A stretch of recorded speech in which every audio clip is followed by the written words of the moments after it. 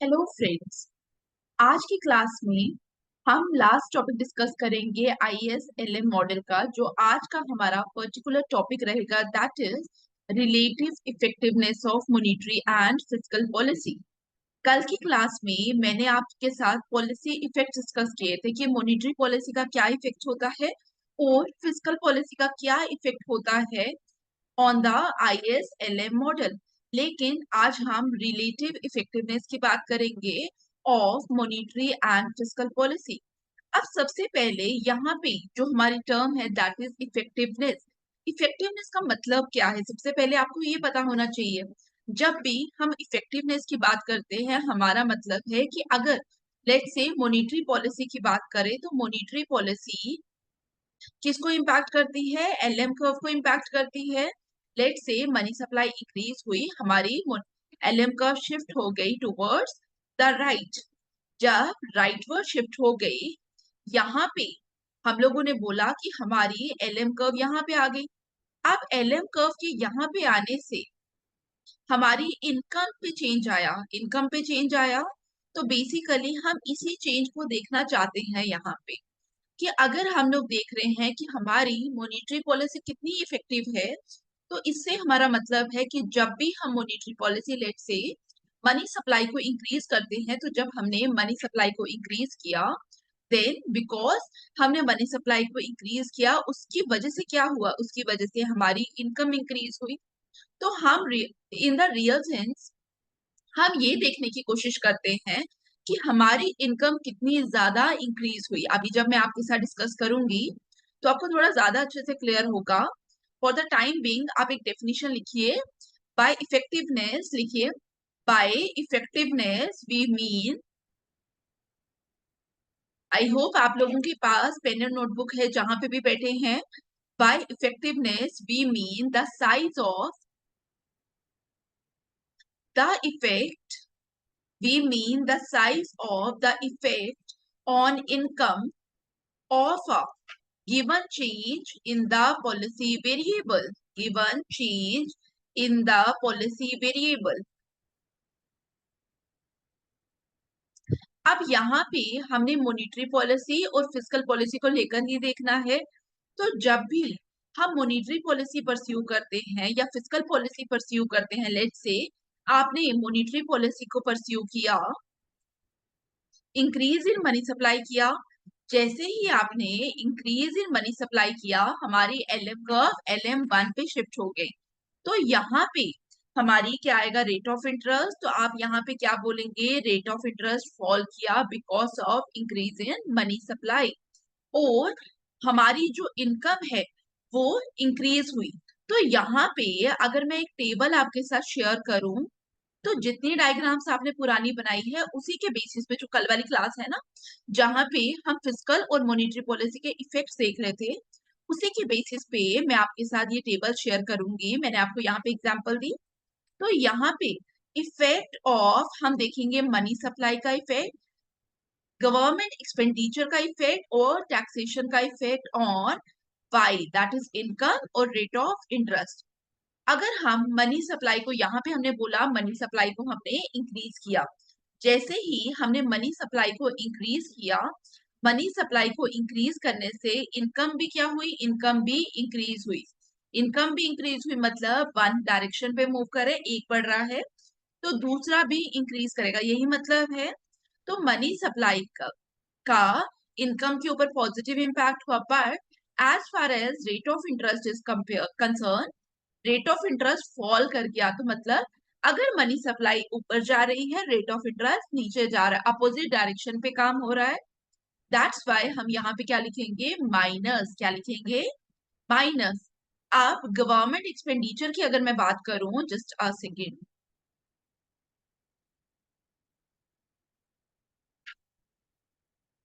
हाँ, government expenditure की अगर हम बात करें तो यहाँ पे हमने क्या बोला था, गवर्नमेंट एक्सपेंडिचर इंक्रीज हुआ।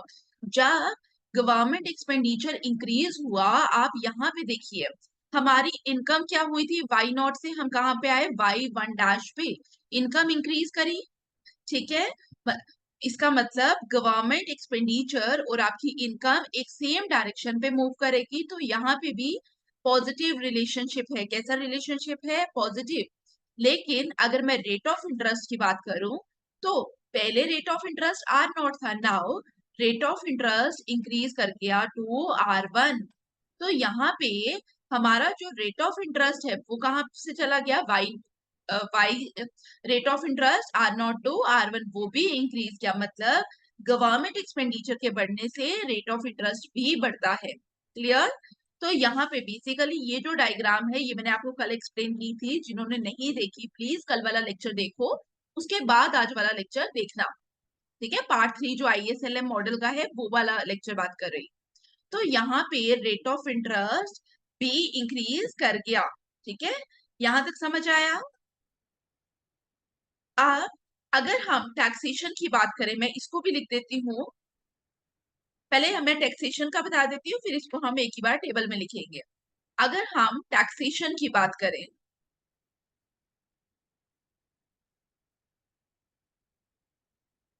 शायद वो डायग्राम हमारे पास है नहीं, मैं वापस बना के दिखा देती हूँ।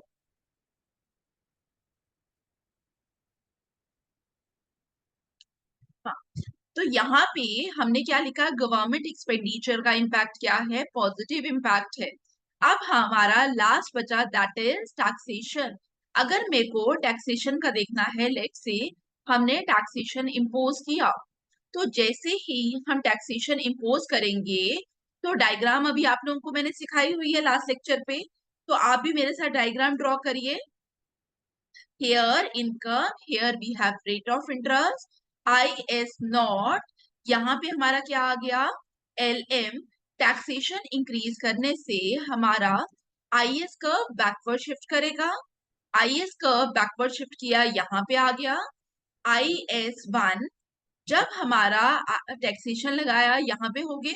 अब यहाँ पे अगर आप देखेंगे तो रेट ऑफ इंटरेस्ट क्या हो गया? पहले R0 था, नाउ R1। तो रेट ऑफ इंटरेस्ट क्या हुआ? फॉल किया। तो कहने का मतलब है जब आप टैक्स लगा रहे हैं, rate of interest sorry rate of interest opposite direction पे जा रहा है, तो रिलेशनशिप कैसा होगा? नेगेटिव। ठीक है, नेगेटिव रिलेशनशिप होगा। उसी तरीके से जब हम इनकम के ऊपर इम्पैक्ट देखेंगे, पहले इनकम थी आपकी Y0, नाउ इनकम होगी Y1। तो इनकम भी फॉल कर गई लेकिन टैक्स तो इंक्रीज किया, तो यहाँ पे भी हमें क्या दिखा? एक नेगेटिव रिलेशनशिप दिखा। तो ये वाला टेबल आपको याद रहेगा। अगर हमें इफेक्ट दिखाना है तो मनी सप्लाई इंक्रीज करेगी तो इनकम भी इंक्रीज करेगी, मनी सप्लाई डिक्रीज करेगी तो इनकम डिक्रीज करेगी, मतलब एक साइड चलेगा, एक डायरेक्शन पे।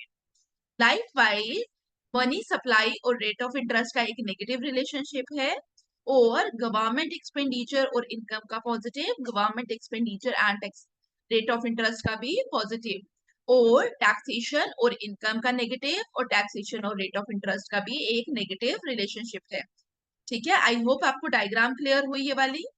ठीक है, आप बना पाएंगे? अगर आपको ये जो टेबल है दिस इज वेरी इंपॉर्टेंट, आपको पता होना चाहिए। क्लियर यहाँ तक सबको? अब हमें क्या करना है? हमें बताना है कि हमारी अगर हम मॉनेटरी पॉलिसी लगा रहे हैं या फिस्कल पॉलिसी लगा रहे हैं तो वो स्पेसिफिक पॉलिसी कितनी ज्यादा इफेक्टिव है। ठीक है, तो हम लोग क्या करेंगे? हम लोग policy effectiveness and the slope of IS curve पहले देखेंगे, जिसके अंदर हम मॉनिटरी भी देखेंगे, फिजिकल भी देखेंगे। फिर हम policy effectiveness and the slope of LM curve को देखेंगे। ये अभी मैं आपको समझाऊंगी इसका मतलब क्या है, effectiveness and the slope of IS schedule. देखिए, अगर हम मॉनिटरी पॉलिसी की बात करें, first point that is monetary policy. अगर मैं आपके साथ मॉनिटरी पॉलिसी पे बात करूं तो मॉनिटरी पॉलिसी किस कर्व को इम्पैक्ट करती है? मॉनिटरी पॉलिसी इम्पैक्ट करती है LM कर्व को। LM कर्व को इम्पैक्ट कर रही है मॉनिटरी पॉलिसी। तो यहाँ पे हमारा जो शिफ्ट आएगा, जैसे हमारा लास्ट टॉपिक जो रहा है उसमें भी मॉनिटरी पॉलिसी में मैंने आपको बोला शिफ्ट किस पे आएगा? LM कर्व में। लेकिन slope of the IS schedule का मतलब क्या है? सबसे पहले एक बार हम लेंगे कि जो हमारा स्लोप है IS शेड्यूल का वो क्या है? वो रिलेटिवली इलास्टिक है। मैंने इंटरेस्ट इलास्टिसिटी आपको समझाया था। कि रेट ऑफ इंटरेस्ट का क्या रिलेशन है। तो अगर मैं स्लोप ऑफ आईएस शेड्यूल को पहले फर्स्ट केस में बोलूं कि मेरा जो आईएस शेड्यूल है वो कैसा है, फ्लैटर है, आईएस कर्व इज फ्लैटर। और दूसरे में मैं ये बोल सकती हूँ कि आईएस कर्व कैसा है, स्टीपर। फ्लैटर का मतलब वो एक्स एक्सिस को अप्रोच कर रहा है, स्टीपर का मतलब होता है कि वो वाई एक्सिस को अप्रोच कर रहा है। और इसको हम in terms of interest elasticity भी देखते हैं। ठीक है, अगर फ्लैटर है, इस तरीके से कर्व बनेगी। फ्लैटर का मतलब अगर हम थोड़ा सा भी इंटरेस्ट को, रेट ऑफ इंटरेस्ट को चेंज करें तो इनकम पे बहुत ज्यादा इम्पैक्ट आएगा। तो यहाँ पे हम क्या बोलते हैं कि जब हमारी कर्व फ्लैटर होगी तो वहां पे हायर इंटरेस्ट इलास्टिसिटी आपको दिखाई देगी। Higher interest elasticity of investment. क्यों investment? Because we are dealing with IS curve. Higher interest elasticity of investment आपको दिखाई देगी। अगर हमारा कर्व स्टीपर है, आईएस स्टीपर मतलब इस तरीके से, आप रेट ऑफ इंटरेस्ट को जितना मर्जी चेंज करो इनकम पे बहुत ज्यादा इंपैक्ट नहीं आएगा एज कंपेयर टू दिस। आप देख रहे हो रेट ऑफ इंटरेस्ट हमने ज्यादा चेंज किया बट इनकम पे हमें बहुत ज्यादा इंपैक्ट देखने को नहीं मिला। तो यहाँ पे हम क्या बोल रहे हैं, इट इज स्टीपर। इसका मतलब यहाँ पे क्या है, लो इंटरेस्ट इलास्टिसिटी ऑफ इन्वेस्टमेंट। ये चीजें आपको समझना पड़ेगा। अगर आपको इंटरेस्ट इलास्टिसिटी समझ आ गया तो आपके लिए टॉपिक समझना बहुत आसान है। लो interest elasticity of investment. Clear? तो अगर मैं फ्लैटर कर्व लूंगी तो आप लोग रिलेट कर पाएंगे higher interest elasticity of investment. अगर मैं स्टीपर कर्व लूंगी तो lower interest elasticity of investment. Am I clear? तो यहीं पे हम ड्रॉ करेंगे। हम क्या बोल रहे हैं, मॉनिटरी पॉलिसी। और मॉनिटरी पॉलिसी में आईएमएसयू में कि हम मनी सप्लाई को इंक्रीज करें। आपको तो सब पता है मॉनिटरी पॉलिसी के बारे में। तो यहाँ पे we have rate of interest, here we have income. तो यहाँ पे आई एस नॉट कर्व और यहाँ पे हमारी आ गई एल एम नॉट। हमने बोला हमने मनी सप्लाई को इंक्रीज किया। जब हम मनी सप्लाई को इंक्रीज करेंगे तो हमारा जो एल एम कर्व है वो शिफ्ट करेगा टूवर्ड्स राइट हियर। अब यहाँ पे मैंने क्या लिया, मैंने स्टीपर यहाँ पे लिया है और आईएस कर्व फ्लैटर यहाँ पे लिया। और याद रखना जो मैं एलएम कर्व जैसे यहाँ पे स्लोप ले रही हूँ जो एलएम कर्व का, वही कंपैरेटिवली मैं वहां पे भी लूंगी। तो यहाँ पे जब हमें दिखा कि हमारी जो कर्व है आईएस कर्व वो स्टीपर है, तो हम लोग क्या बोल रहे हैं, रेट ऑफ इंटरेस्ट को हमने बहुत ज्यादा चेंज किया पर इनकम पे हमें बहुत ज्यादा इम्पैक्ट नहीं दिख रहा। लेकिन ऑन द कॉन्ट्रेरी अगर मैं यहाँ पे एलएम कर्व को ड्रॉ करूं, सेम फिगर है बस आईएस कर्व के स्लोप में फर्क है। ऑन द कॉन्ट्रेरी अगर आप इस कर्व को देखेंगे तो यहाँ पे हमने रेट ऑफ इंटरेस्ट को थोड़ा सा चेंज किया as compare to first graph. लेकिन इनकम यहाँ तो बहुत कम बढ़ी, लेकिन यहाँ पे इनकम बहुत ज्यादा बढ़ी। तो साइज इन हम मॉनिटरी पॉलिसी का तो हमें पता ही है इफेक्ट होता है, लेकिन अल्टीमेटली इनकम को ज्यादा इम्पैक्ट किसने किया, इनकम को ज्यादा इम्पैक्ट किया जब हमारा आईएस कर्व क्या था, फ्लैटर था। तो आप बोलेंगे कि इस समय हमारी जो मॉनिटरी पॉलिसी है वो इफेक्टिव है। तो जब आपकी आईएस कर्व फ्लैटर होगी तो मॉनिटरी पॉलिसी क्या होगी, इफेक्टिव। Effective monetary policy. लेकिन ऑन द कॉन्ट्रेरी हम यहाँ पे जब बात कर रहे हैं तो यहाँ पे हमने क्या बोला, हमारी जो मॉनिटरी पॉलिसी है दैट इज इनइफेक्टिव। ठीक है, आपको समझ आ रहा है?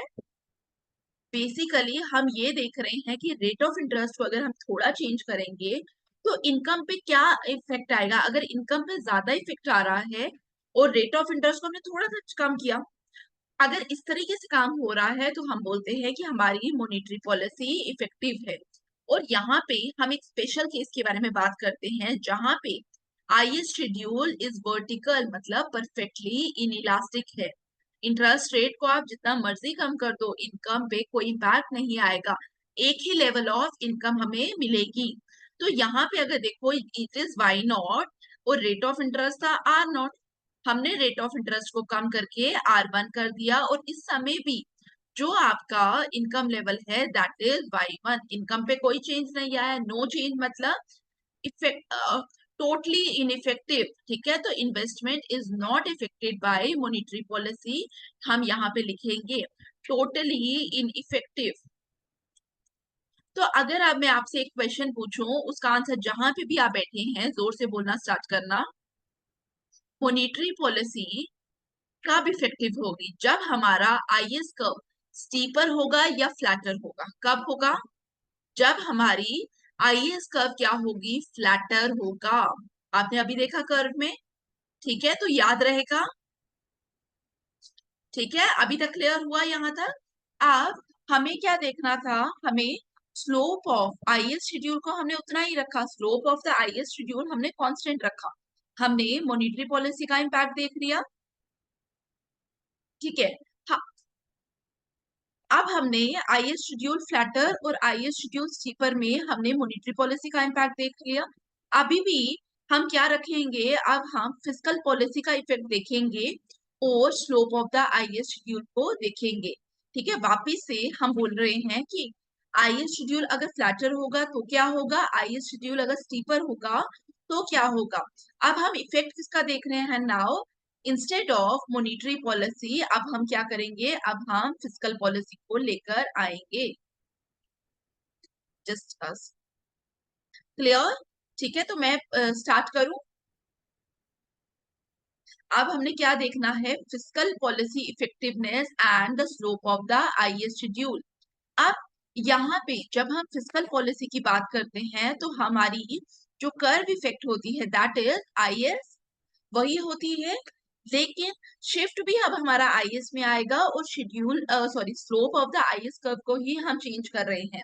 अगर आप यहाँ देखें, यहाँ पे भी मैं आपके साथ तीन कर्व्स ड्रॉ करूंगी। Here we have IS not, ठीक है, हियर आई हैव एलएम। अब मेरा स्लोप किसका चेंज होना है? स्लोप ऑफ आईएस ही चेंज होना है, एलएम को कांस्टेंट रखेंगे आप। तो यहाँ पे पहले हमारा R not rate of interest था नाउ, और इनकम वाई नॉट है। अब हमने बोला कि एक बार ये स्टीपर रखा, एक बार फ्लैटर ले आई मैं। ठीक है, फ्लैटर समझ आता है, आई एस नॉट और slope of L am not. अब यहाँ पे हमने क्या बोला? फिस्कल पॉलिसी में गवर्नमेंट एक्सपेंडिचर इंक्रीज हुआ। जब गवर्नमेंट एक्सपेंडिचर इंक्रीज होता है तो उसकी वजह से क्या होता है? हमारा गवर्नमेंट एक्सपेंडिचर इंक्रीज होने की वजह से आईएस का राइट वर्ड शिफ्ट होगी, स्लोप नहीं चेंज करना। IS1 यहाँ पे भी, ठीक है, लाइंस पैरेलल आनी चाहिए। यहाँ पे बोर्ड में बनाने में थोड़ी सी डिफिकल्टी होती है, तो जब आप भी ड्रॉ करेंगे तो लाइंस पैरेलल होंगी। IS1, ठीक है। तो यहाँ पे रेट ऑफ इंटरेस्ट अगर मैं इसके बारे में बात करूं, R1 इनकम Y1। अब यहाँ पे R0 Y1 और R1 Y0 Y1। अगर हम देखें हमारी इनकम कहाँ पे ज्यादा बढ़ रही है? इनकम यहाँ पे ज्यादा बढ़ रही है, यहाँ पे तो कम है, यहाँ पे तो डिफरेंस कम है। ठीक है, अगर आप देखेंगे डिफरेंसेस कम। तो यहाँ पे हमारी इनकम कहाँ पे बढ़ी? यहाँ पे, जब आईएस कर्व क्या थी? स्टीपर थी। दैट्स वाई जब हमारी स्टीपर आईएस कर्व होगी तब हम क्या बोलेंगे? तब हम बोलेंगे कि जो हमारी फिस्कल पॉलिसी है दैट इज इफेक्टिव। तो यहाँ पे मैं लिख सकती हूँ कि हमारी इस केस पे फिस्कल पॉलिसी क्या होगी? इफेक्टिव। अगर अब मैं एक और स्पेशल केस लूं जहां पे हम लोग क्या बोलेंगे? हमारी जो आईएस कर्व है वो वर्टिकल हो जाएगी, मतलब मोर स्टीपर, तो फिस्कल पॉलिसी का क्या इफेक्ट होगा? आप मुझे सोच के बताइए ड्रॉ करने से पहले कि क्या हो सकता है अगर हमारी जो आईएस कर्व है वो वर्टिकल है। इसका मतलब यहाँ पे हमें क्या दिखाई देगा? बहुत ज्यादा इफेक्टिवनेस दिखाई देगा, क्योंकि स्टीपर में ही आपकी इफेक्टिव होना स्टार्ट हो गई थी, फ्लैटर में तो आपकी इफेक्टिव थी ही नहीं। तो अगर स्टीपर हुई मतलब मोर इफेक्टिव, आपकी जो मोस्ट इफेक्टिव फिस्कल पॉलिसी हमें यहाँ पे दिखाई देगी। ठीक है, क्लियर? आपको यहाँ तक आई होप चीजें समझ आ रही हैं। अगर फिर भी आपको कोई भी प्रॉब्लम है, feel free to ask anything in the comment box regarding the lecture. Clear? अब हमने जैसे slope of the IS curve को देखा, वैसे ही हम slope of the LM curve को भी देखेंगे। तो सबसे पहले हमें यहाँ पे भी फिस्कल पॉलिसी और मॉनेटरी पॉलिसी को देखना है। तो number 1 is the fiscal policy effectiveness and the slope of the LM schedule. Fiscal policy को चेंज करने से कौन सी कर्व में शिफ्ट आएगा? आईएस में, and the slope of the LM schedule. तो यहाँ पे अगर आप देखेंगे तो सॉरी, अगर आप यहाँ पे देखेंगे तो हम लोगों ने क्या करना है, एक बार आई एलएम कर्व को स्टीपर लेना है और एक बार एलएम कर्व को फ्लैटर लेना है। यहाँ पे इनका here we have rate of interest, हमारे पास क्या है, ये आईएस है और एलएम। एक बार मैंने ले लिया स्टीपर और एक बार मैं लूंगी फ्लैटर, लेकिन मेरा slope of the IS curve में ज्यादा इंपैक्ट नहीं पड़ना चाहिए। जब भी ड्रॉ करोगे लाइक वाइज सेम ड्रॉ करना, ठीक है? तो यहाँ पे हमने क्या बोला, हमारी फिस्कल पॉलिसी हमने यूज की। जब भी हम फिस्कल पॉलिसी लगाते हैं, let's say government expenditure increase किया, गवर्नमेंट एक्सपेंडिचर इंक्रीज करने से आईएस कर्व पे शिफ्ट आएगा और IS curve will move forward. Clear? दोनों में प्रैक्टिस करेंगे, आपके लिए ग्राफ बहुत आसान हो जाएंगे। आपको अगर कोई डाउट है, आप वापस से देखकर समझने की कोशिश करिए। अगर हम यहाँ पे देखें, पहले आर नॉट है, R1, Y0 Y1, और लाइक वाइज अगर आप यहाँ पे देखो R0 R1 Y0 Y1, अगर आप इस पे देखो स्टीपर वाले में हमने रेट ऑफ इंटरेस्ट को बहुत ज्यादा चेंज किया, फिर हमारा इनकम में जाके as compare to rate of interest बहुत ज्यादा इम्पैक्ट हमें दिख नहीं रहा। लेकिन अगर आप फ्लैटर एलएम में देखोगे तो यहाँ पे रेट ऑफ इंटरेस्ट में हमने थोड़ा सा चेंज किया और as compare to the rate of interest income पे बहुत ज्यादा इम्पैक्ट आया। तो इनकम पे इम्पैक्ट बहुत ज्यादा आया, इसका मतलब हमारी जो फिजिकल पॉलिसी है that is effective in this case. यहां तक समझ आया? आपको यही ड्रॉ करना है। अगर आपको पुराने 4 लेक्चर समझ आ गए तो आपके लिए ये लेक्चर समझना मुश्किल नहीं होगा, लेकिन इट्स इंपॉर्टेंट कि आपको वो चीजें समझ आ रही हैं। क्लियर? अब हमें इसके बाद हमने physical policy and effectiveness and the slope of the LM schedule देखा। अब हम क्या देखेंगे, physical policy effectiveness, sorry monetary policy effectiveness and the slope of the LM schedule. और यहाँ पे भी एक स्पेशल केस आप खुद करेंगे, जहां पे एलएम को हम क्या कर देंगे, एलएम को स्टीपर करेंगे। ठीक है? इनफैक्ट आप यहां से बता सकते हैं, स्टीपर के केस में हमारी मॉनेटरी फिजिकल पॉलिसी क्या है, इनइफेक्टिव। जब इस केस में हमारी फिजिकल पॉलिसी इनइफेक्टिव है और मैं एलएम को और स्टीप कर दूं, मतलब मोस्ट जितनी ज्यादा स्टीप हो सकती है उतनी ज्यादा अगर स्टीप कर दूं, तो इफेक्ट क्या हो जाएगा, टोटली इनइफेक्टिव फिजिकल पॉलिसी हो जाएगी। ठीक है? तो आप ये खुद भी कर सकते हैं। और अब हमारा लास्ट क्या बचा, monetary policy effectiveness, monetary policy effectiveness and the slope of the LM schedule, slope of the LM schedule।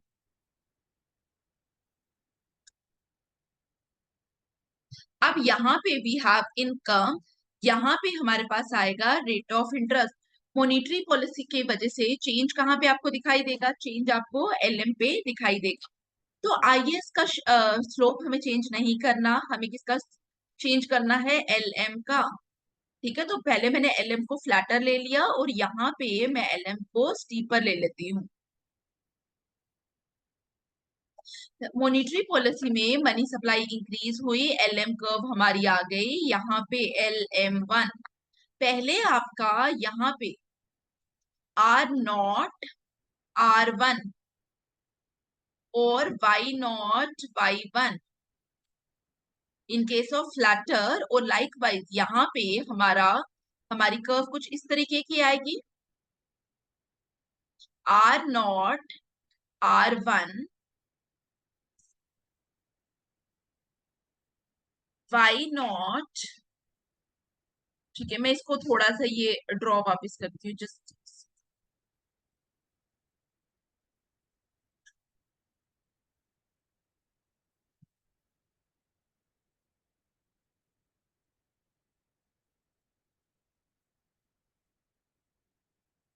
Rate of interest IS0 LM0 LM1।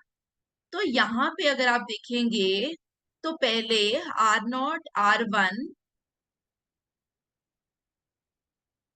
Y0 Y1। अब यहाँ पे अगर आप थोड़ा ध्यान से देखेंगे, और मैं तीसरा केस भी आपके लिए बना देती हूँ, LM0 L।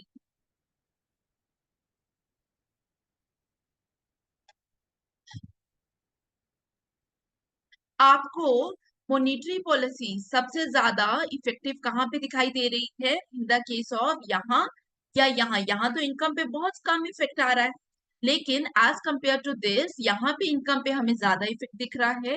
तो जब हमने देखा कि LM कर्व का स्लोप हमारे पास स्टीपर था, उस समय हमने क्या बोला? उस समय हमने बोला कि यहाँ पे जो इफेक्ट हमें दिख रहा है दैट इज मोर। तो मॉनिटरी पॉलिसी इफेक्टिव हुई इन केस जहां पे slope of the LM curve क्या होगा? स्टीपर होगा। और मोस्ट इफेक्टिव कहाँ होगी? यहाँ पे, जहां पे परफेक्टली इनइलास्टिक हो जाएगी कर्व, मोस्ट इफेक्टिव। क्लियर यहाँ तक? यहाँ तक समझ आया सबको? अब यहाँ पे हम क्या बोलेंगे? हम बोलेंगे लीस्ट इफेक्टिव। क्लियर? यहाँ तक सबको समझ आया? ठीक है, तो यही आप लोगों को इस टॉपिक में पढ़ना था कि जब स्टीपर होगी, जब फ्लैटर होगी, तो क्या इम्पैक्ट आएगा। इन केस ऑफ स्टीपर आप एक टेबल बना लो सो दैट आपको जब रिवाइज करना हो तो आपको आसान हो। स्टीप फ्लैट, मैं आपको मॉनिटरी पॉलिसी का पहले टेबल बनवाऊंगी, फिर मैं आपके साथ फिस्कल पॉलिसी का टेबल बनाऊंगी। ठीक है, तो मॉनिटरी पॉलिसी का this is the table for monetary policy. जब हमारा IS कर्व स्टीपर था, उस समय मॉनिटरी पॉलिसी हमारी क्या थी? इनइफेक्टिव। जब हमारी IS कर्व फ्लैटर थे, अभी आप वापस रिवाइज करेंगे आपको ज्यादा अच्छे से समझ आएगा, तो हमारी मॉनिटरी पॉलिसी क्या है? Effective. Like wise LM curve की अगर बात करें, जब हमारी LM कर्व स्टीपर है तो हमारी मॉनिटरी पॉलिसी हमें इफेक्टिव दिखाई देती है, और जब हमारी LM कर्व फ्लैटर है तो हमें मॉनिटरी पॉलिसी इनइफेक्टिव दिखाई देती है। क्लियर?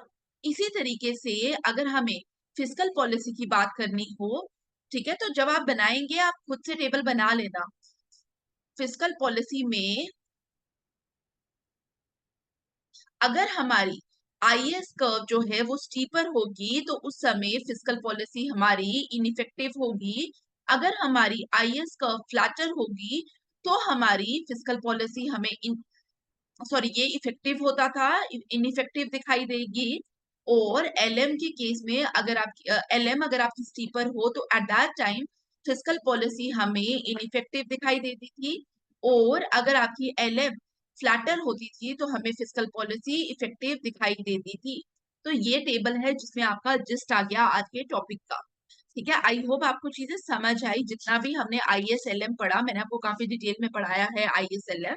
तो आई होप आपको चीजें समझ आ रही हैं। अगर फिर भी कोई डाउट है इस टॉपिक के रिगार्डिंग तो आप फ्री होकर मुझे कमेंट बॉक्स में पूछ सकते हैं।